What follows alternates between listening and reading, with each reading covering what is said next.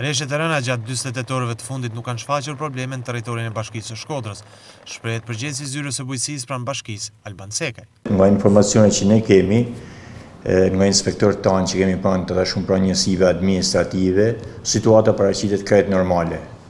Nëpër fushën nuk ka prani ujit, niveli në kanale është shumë jashtëzakonisht normal.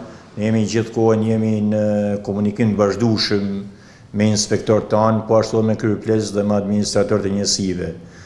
Situata është krejt normal. Një ndikim të madh ka pas edhe pastrimi që kena bërë gjatë periudhës verës edhe në kohë të kanaleve, si në Velipoj, po si në Dajç, ashtu Nant Malit dhe në Bërdic, po ashtu Gurizi, ato ndërhyrjet që kena bërë kanë dhënë shumë rezultat.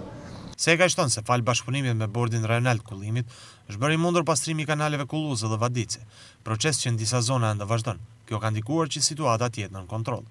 Një muaj bordi i kullimit na ka ofruar mjetet e tij, ne ka vënë në dispozicion 2 mjete që ka pas të mjete pastruese, ne ka vënë në dispozicion tonë.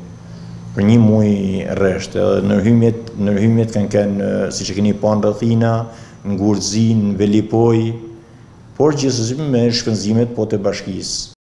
Bashkia Shkodrës ka në administrim 16.054 hektar tokë bujqësore dhe 180 km kanale ujice dhe 580 kanale kulluse të dyta dhe të treta. Menaxhimi i situatës së mundshme të përmbytjeve si shkak i rreshjeve dhe shkarkimeve nga ecet në Shkodër i paraprin dhe hapja kanaleve kulluse dhe pastrimi atyre Vadice.